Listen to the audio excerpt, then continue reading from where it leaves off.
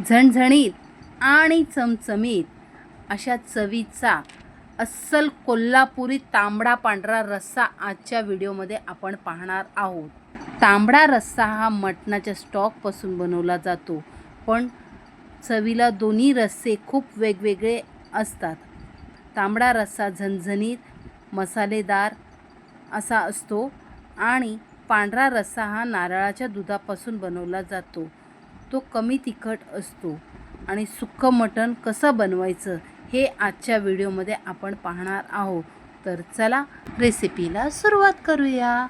Video कुठेही skip न करता पूर्ण बघा आणि आवडल्यास तुमच्या मित्रमैत्रिणींबरोबर शेअर करायला विसरू नका. इथे अर्धा किलो मटण घेतलेलं आहे. मटण स्वच्छ धुवून घेतलेलं आहे. आता ते आपण उकडण्यासाठी म्हणजेच शिजवण्यासाठी ठेवणार आहोत. तर त्यासाठी आपण त्यात एक मध्यम आकाराचा कांदा बारीक चिरून घेतलेला आहे, तो टाकून घ्यायचा आणि 1 लिटर पाणी टाकून घ्यायचं. कारण अर्धा किलो आपण मटण घेतलेलं आहे. चवीनुसार मीठ टाकून घेतलेलं आहे. आता हे मी 20 मिनटं शिजवण्यासाठी ठेवत आहे. आपल्याला पांढरा रस्सा करायचा आहे, त्यामुळे ना त्याच्यात मी हळद नाही टाकलेली आहे. मटण बघा आपलं व्यवस्थित असं शिजलेलं आहे. मसाल्यासाठी लागणारी सामग्री दाखवते. 1 वाटी खोबरं किसून घेतलेलं आहे, सुकं खोबरं घेतलेलं आहे. 1 चमचा धने, 1 चमचा तीळ, 1 चमचा खसखस, 2 तमालपत्र घेतलेले आहे, थोडीशी दालचिनी, 2 स्टार फूल, 2 मोठी वेलची आणि 3 छोटी वेलची आणि 1 चमचा जिरं घेतलेलं आहे. आता आपण वाटणाची तयारी करणार आहोत. ओलं वाटण करण्यासाठी एक मध्यम आकाराचा कांदा कापून घेतलेला आहे, मध्यम आकाराचा टोमॅटो, 15-20 लसणाच्या पाकळ्या, थोडंसं आलं आणि मुठभर कोथिंबीर. हेच आपण ओलं वाटण करणार आहोत. आणि इथं सुक्कं वाटण करण्यासाठी 1 चमचा खसखस, 1 चमचा तीळ, 1 चमचा धने, 1 चमचा जिरं, 1 वाटी सुकं खोबरं किसून घेतलेलं आहे. काही थोडंसं कापून पण घेतलेलं आहे. शेवटचं राहिलेलं ते कापून घेतलेलं आहे. 2 तमालपत्र, थोडीशी दालचिनी, 2 चक्री फूल, 3 मोठ्या वेलच्या आणि 3 छोट्या वेलच्या. तर आता सर्वात अगोदर आपण मसाला भाजून घेऊया. सर्वात अगोदर सुकं खोबरं भाजून घेऊया. सोनेरी रंगावर आपल्याला भाजून घ्यायचं आहे. असं खोबरं सोनेरी रंगावर झालं की त्याला आपण काढून घेणार आहोत. तर खडे मसाले भाजून घेणार. धने, तेजपत्ता, दालचिनी, मोठी वेलची. गॅस बारीक करायचा आणि भाजून घ्यायचं. आणि त्यावरच खसखस आणि तीळ हे सुद्धा भाजून घ्यायचे. गरम मसाल्याचा मंद मंद सुवास यायला लागला की त्यांना आपण काढून घेऊया. आणि त्यातच आता जिरं भाजून घ्यायचं. जिरं भाजायला जास्त वेळ लागत नाही, म्हणून जिरं नंतर भाजायचं. आता जिरं पण आपण काढून घ्यायचं. सर्व मसाले भाजून झालेले आहेत आणि आता आपण त्यांना थंड होण्यासाठी बाजूला ठेवणार आहोत. आता ओल्या वाटणासाठी सर्वात अगोदर कांदा भाजून घ्यायचा. कांदा भाजताना थोडंसं तेल टाकायचं. कांदा आपल्याला गुलाबी रंगावर भाजून घ्यायचा आहे. असा कांदा लालसर झाला की त्यावर टोमॅटो, लसूण आणि आलं हे सुद्धा आपण व्यवस्थित भाजून घेऊया.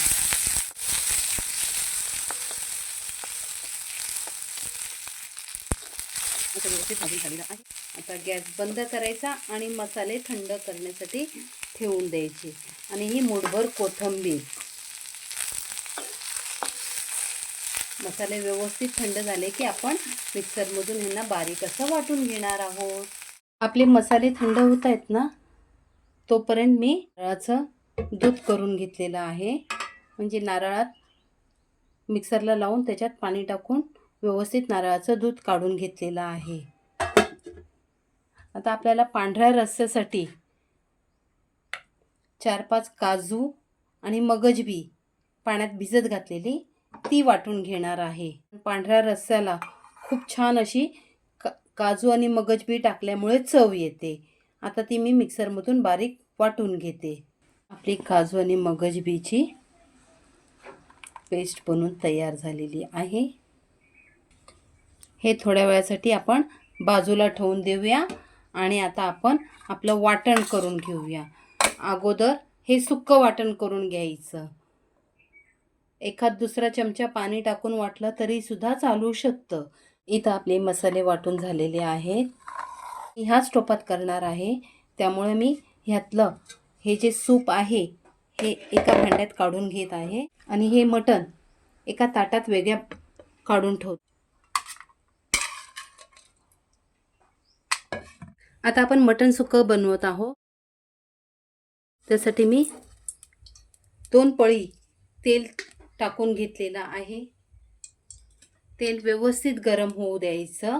त्यावर एक तमालपत्र आणि मध्यम आकाराचा कांदा कापून घेतलेला आहे.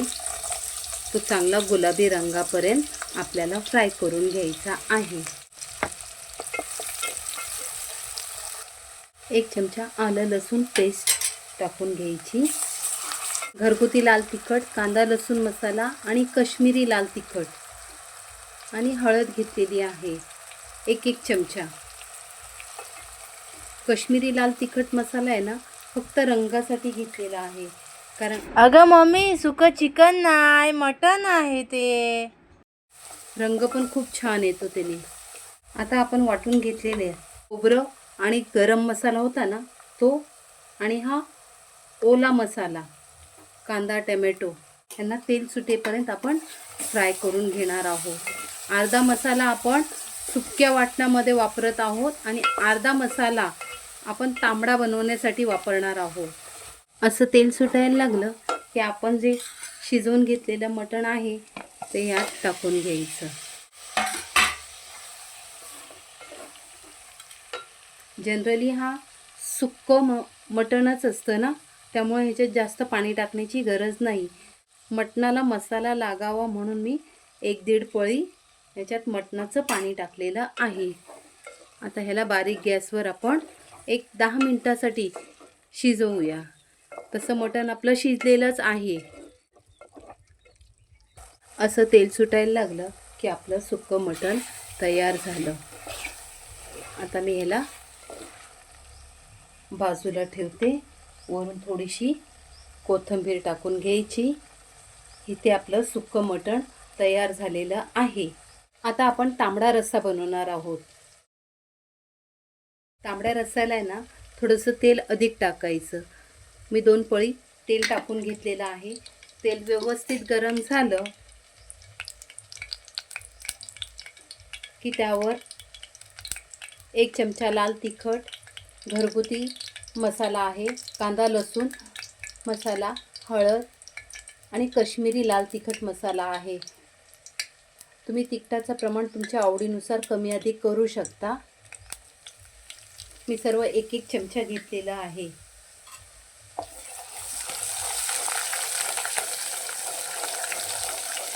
व्यवस्थित तेल असं आपण ह्याच्यात कांदा टाकण्याची आवश्यकता नाही आहे.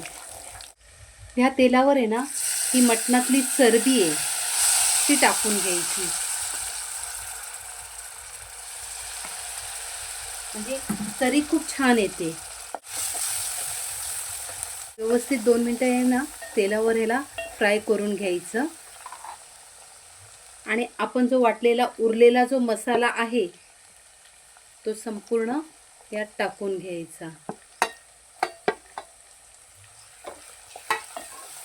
आणि तेल सुटेपर्यंत व्यवस्थित ह्याला पण फ्राय करून घेणार आहोत. असं मस्त तेल सुटायला लागलेलं आहे. आता आपल्या मटणाचं स्टॉक जो होता ना तो आता त्यावर टाकून घ्यायचा. तांबडा रस्सा पातळच असतो, वड बघा किती छान आलेला आहे. 10-12 मिनटं चांगलं उकळून घ्यायचं. आपल्या तांबड्या रस्स्याला चांगली उकळी येत आहे. तोपर्यंत आहे ना आपण पांढरा रस्सा बनवून घेऊया. मी ह्याला बाजूच्या गॅसवर उकळण्यासाठी ठेवत आहे. इकडे आपला तांबडा रस्सा उकळत आहे. तोपर्यंत आपण इथे पांढरा रस्सा बनवून घेऊया. थोडंसं तेल, एक पळी तेल टाकून घेतलेलं आहे. त्यावर आपण हे खडे मसाले टाकणार आहोत. एक स्टार फूल, एक मोठी वेलची, एक छोटी वेलची आणि दालचिनी. आणि त्यावरच आता आपण मटणाचा जो स्टॉक ठेवलेला ना तो टाकून घ्यायचा. ह्याला चांगली उकळी आणून घ्यायची. अशी चांगली उकळी आली की आपण जी काजू आणि मगज बी मिक्सरमधून वाटून घेतलेले ना ते टाकून घ्यायचे. नारळाचं दूध टाकल्यानंतर आहे ना फाटू शकतं, म्हणून पहिलं आपण काजू आणि मगज बीची पेस्ट टाकून घेतलेली आहे. ह्याला एक चांगली उकळी काढून घेऊया. आता एक मोठी वाटी भरून नारळाचं दूध टाकून घेत आहे.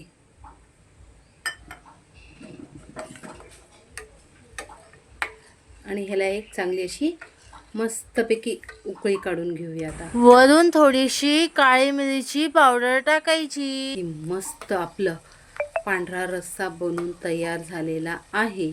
सुकं मटण बघा किती छान झालेलं आहे. तांबड्या रस्स्याला तर्री बघा काय सुंदर आलेली आहे. नॅचरल रंग. आता ह्याच्यावर आपण थोडीशी कोथिंबीर टाकायची. आणि हा आपला पांढरा रस्सा, कोल्हापुरी तांबडा पांढरा रस्सा तयार झालेला आहे.